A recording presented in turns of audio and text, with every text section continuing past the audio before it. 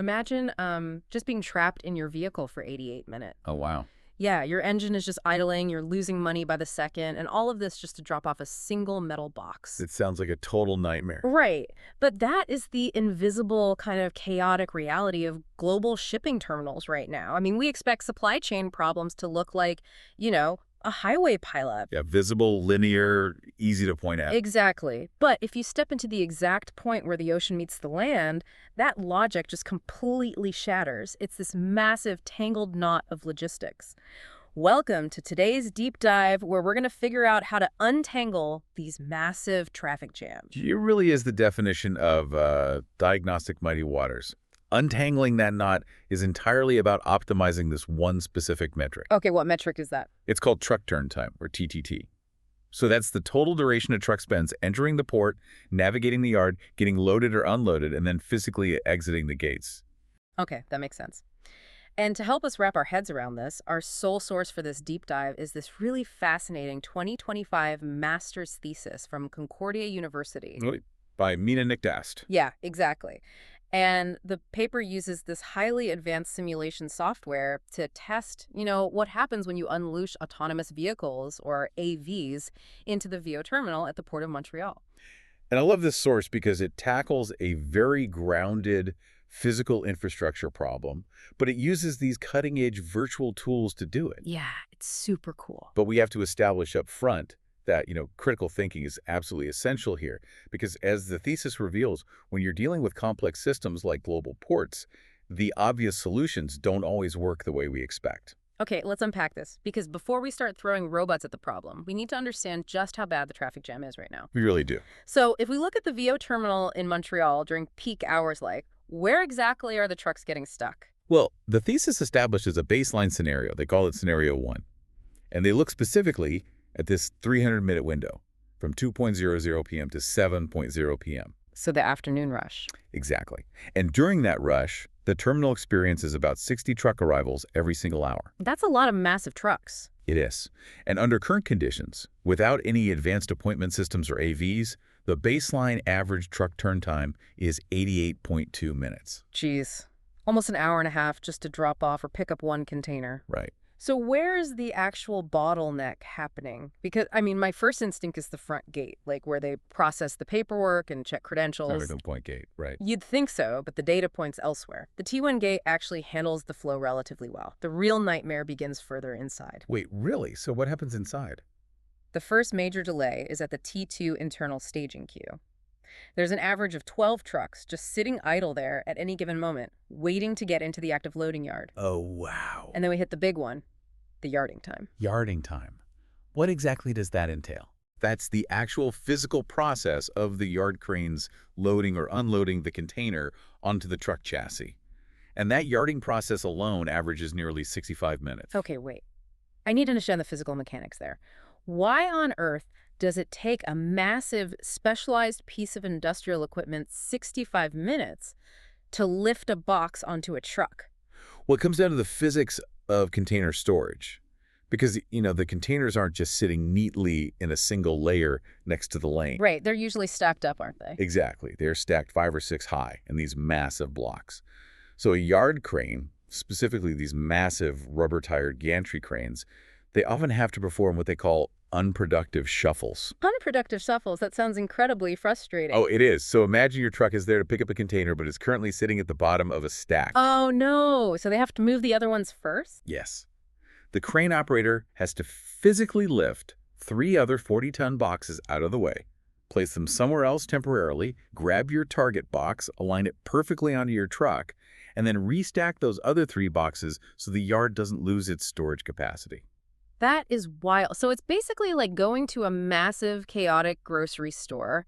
Getting through the automatic sliding doors at the front, the T1 gate, is totally fine. You breeze right in. Yeah, exactly. But then you're spending an hour just waiting for someone to bring a forklift, move 5 pallets of merchandise out of the way, just so you can reach one specific box of cereal on the bottom shelf. That is a perfect analogy. Yeah. In this case, the 15 giant yard cranes are those employees with the forklifts. Right. And they're just completely overwhelmed by these random, unpredictable surges of trucks flooding the aisles. They're constantly reacting instead of operating on a smooth cadence. Which means we have to fix the flow of arrivals. I mean, before spending billions on a fleet of autonomous physical robots, the logical first step is to fix the software and organize the humans, right? Spot on. And that brings us to scenario 2 in the thesis.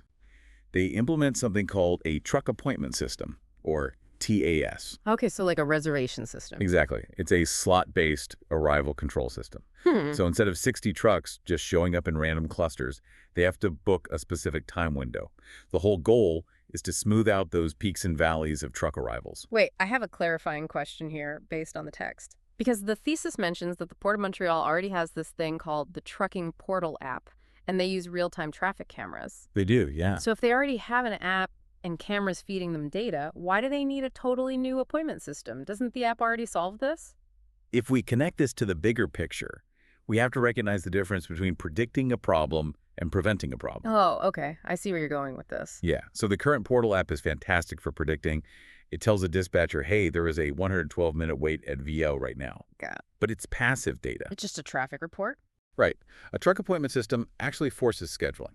You literally cannot enter without a designated slot. Okay, so it stops the surge before it even starts. Exactly. That forced pacing limits the arrivals per hour, and that allows those 15-yard cranes to operate smoothly without being hit by a sudden platoon of 20 trucks all arriving simultaneously just because they caught the same green lights on the highway. So what does that do to the wait times? Well, implementing the TAS drops the average truck turn time from that baseline of 88.2 minutes down to 78.37 minutes. Okay, a 10-minute drop. And the queue at the front T1 gate almost entirely vanishes. It drops to an average of just 0.38 trucks waiting.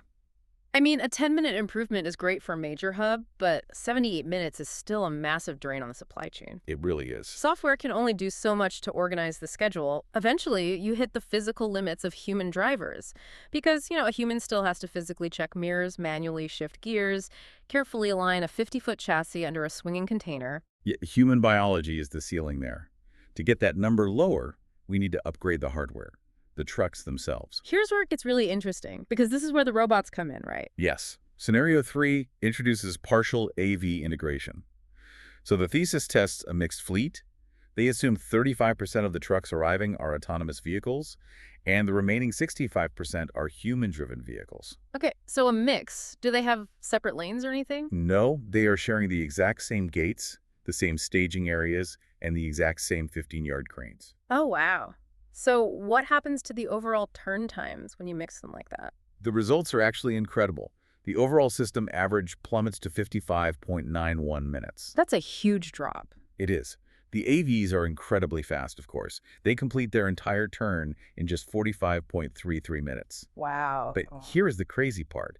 The human drivers actually get significantly faster, too. Their turn time drops to 61.62 minutes. Wait, really? The humans got faster just because the robots were there? It's kind of like adding a few Olympic sprinters to a crowded sidewalk. Oh, that's a good way to look at it. Yeah, because the sprinters navigate perfectly and clear out of the way incredibly fast. It actually frees up physical space.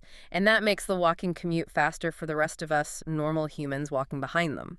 That's exactly what happens. The thesis attributes this to an estimated 20% reduction in yard delay for the AVs.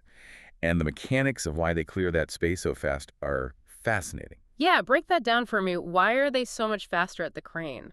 Well, when a crane finishes loading a container, a human driver needs a moment to process that the job is done right. They put the truck in gear, check their blind spots, slowly accelerate a heavy diesel engine. Makes sense. It takes a few seconds. Right.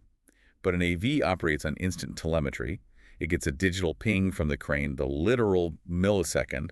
The twist locks disengage. Its electric motors deliver instant torque, and it just clears the loading zone immediately. Oh, wow.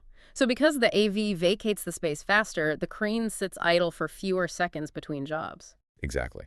And those saved seconds really compound over a 300-minute window.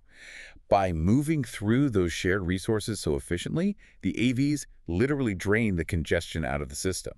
Leaving the cranes open and ready for the human drivers much faster? Precisely. Okay, so scenario 3 proves that mixing AVs and humans works beautifully. So logic dictates that if you take the fastest vehicles, the AVs, and give them their own dedicated VIP infrastructure, things would get even better, right? You would think so. And that hypothesis is exactly what they test in scenario 4, the VIP lane. Okay, what do they do? The researchers Give that 35% AV fleet their own dedicated staging area. And more importantly, they take 4 out of the 15-yard cranes and reserve them exclusively for the robots. Okay. The humans are not allowed to use those 4 cranes under any circumstances. Wait, I have to stop you there because the math feels slightly off to me. How so? Well, if 35% of the fleet gets 4 out of 15 cranes, they're getting roughly 26% of the resources. On paper, the human drivers still have a better ratio, right? They keep 11 cranes for 65% of the traffic. That is correct, mathematically. So do the AVs actually perform better with fewer dedicated cranes? They perform phenomenally well. The AV turn time drops to a record 32.86 minutes. Wow, that's blazing fast. It is a massive success for the autonomous fleet. But the overall system average, the average of every truck in the port, goes up. It rises to 57.13 minutes. Wait, what? It gets slower? Yeah, it's actually worse than scenario 3 when they shared everything. But how? If the AVs are moving faster than ever and the humans still have a statistically favorable ratio of 11 cranes, how does the entire port get slower? Because simple ratios don't account for variance. The human truck turn time spikes to over 70 minutes. Over 70 minutes, just for the humans. Yep. And this is where we have to look at the counterintuitive nature of queuing systems. There is a massive difference between a pooled resource and a partitioned resource. Okay, you're going to have to break down the mechanics of pooling versus partitioning for me. Happy to. So when you have a pooled resource of 15 cranes, that large pool absorbs the variance of human behavior. Because humans are unpredictable. Exactly. Human drivers arise in unpredictable platoons. Maybe a traffic light down the street let 8 trucks through at once, or 3 drivers took slightly longer to back into their loading slots. A 15-crane pool easily absorbs that sudden shock. But when you partition it... Right. When you partition the system and reduce the human pool to just 11 cranes, you lose that flexibility. The remaining 11 cranes just don't have the spare capacity to absorb a sudden surge of human arrivals. Oh, I see. Yeah, and queue growth is not linear. When utilization of a queuing system passes a certain threshold, say like 85% capacity wait times start to grow exponentially. So by fencing off those 4 cranes for the AVs, the human lanes get pushed past that tipping point. So it's exactly like when a highway turns a regular lane into a strict carpool-only lane. Yes, perfect example. Like, the carpool lane is flying by beautifully, no traffic at all. But the regular lanes become an absolute parking lot because they lost the overall capacity to absorb the normal, fluctuating flow of daily commuters. Exactly. Fencing off infrastructure for the AVs severely punishes the human fleet, and that drags the entire system's efficiency down. Yeah. Isolation isn't always the answer in a complex network. Flexibility often trumps raw speed. Okay, but wait. A 70-minute wait just because they fenced off 4 cranes? That sounds extreme. Like, did they actually test this in the real world, or is this just a computer guessing? Because obviously the Port of Montreal didn't let a researcher shut down active cranes just to see what would break. Oh, definitely not. Fencing off real cranes would cost millions in delayed cargo. So the methodology here, this is section 5 of the thesis, it relies on a technology called Discrete Event Simulation, or DES. Okay, DES. Yeah, and it's built in a Java-based platform called AnyLogic. So how does discrete event simulation calculate something as complex as a 70-minute wait without using real trucks? Well, it functions as a highly advanced digital twin of the terminal. So DES doesn't just calculate basic math averages, it tracks the step-by-step flow of discrete events in time. Like what kind of events? An event is a truck arriving at the gate. The next event is the gate barrier lifting. The next event is the crane grabbing a container. The simulation processes thousands of these specific moments chronologically. But what really elevates this specific study is that it utilizes a hybrid model. A hybrid model? What else did they mix in? They blended DES with agent-based modeling. Okay, what does that mean? What variables are they programming into these agents to make them act like real trucks? Well, they give every single virtual truck its own distinct personality, basically. In a basic mathematical model, a truck is just a uniform data point.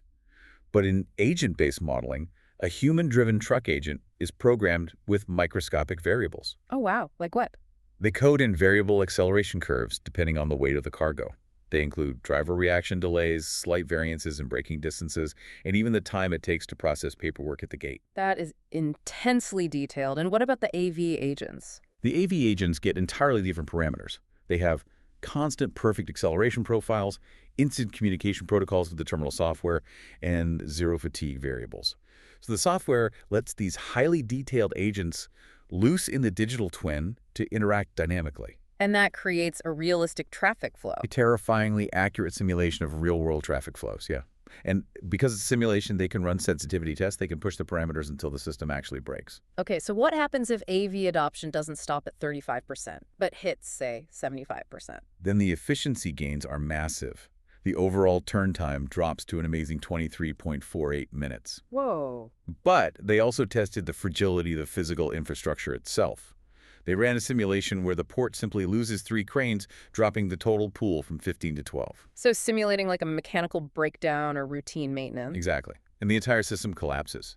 The average truck turn time shoots right back up to 76 minutes, completely negating all the speed advantages of having a fleet of autonomous vehicles. So what does this all mean? I guess automation and AI are essentially just multipliers, but they can only multiply the baseline capacity of your physical hardware. Right. Like, you can have the most advanced, instant-reacting autonomous vehicle on the planet, but if the physical crane is broken or the pavement is failing, the physical metal box does not move. Exactly. Your highly advanced robots are just going to be waiting in line very, very efficiently. A digital upgrade cannot bypass a physical bottleneck. If your hardware is constrained, the software can only mitigate the bleeding. It cannot cure the patient. That is such a crucial takeaway. And, for you listening to this, the mechanics of yard cranes and truck staging queues, they dictate your daily life. They really do. Every single physical item you buy, your groceries, your electronics, the materials building your home, it likely passed through a port terminal just like Viau. When truck turn times drop from 88 minutes down to 55 minutes, shipping costs go down, emissions and idling pollution from thousands of heavy-duty diesel engines decrease drastically. Yeah, the environmental impact is huge. Absolutely, and ultimately, you get your goods faster, cheaper, and with a lower footprint. This invisible architecture is literally the foundation of the modern economy. It is. But this raises an important question. If we look back at scenario 4, that VIP lane paradox, the data forces us to confront a really uncomfortable economic reality. Yeah, how so? Well, that simulation mathematically proved that creating dedicated high-speed infrastructure for autonomous robots drastically punishes human truck drivers. It forces human workers into longer wait times, worse bottlenecks, and directly impacts their livelihood because port drivers are frequently compensated per load, not per hour. Oh, wow. That's a huge problem. So as global shipping inevitably transitions into this automated future, terminal operators face a profound challenge. How will they manage the morale, the compensation, and just the basic economic viability of the human workforce who suddenly find themselves relegated to the slow lane, absorbing all the systemic variance, while the robots are granted all the priority? That is a fascinating and honestly pretty daunting thought to leave on. We started this deep dive looking for a straightforward way to untangle port traffic jams, and we found out that the solution isn't just throwing robots into the yard. It requires a delicate, highly interconnected balance of predictive software, heavy physical machinery, and human beings. It's all connected. Exactly. The next time you see a shipping container on the highway, you will understand the immense, complex choreography it took just to get it out of the yard. Thanks so much for joining us on this deep dive. See you next time.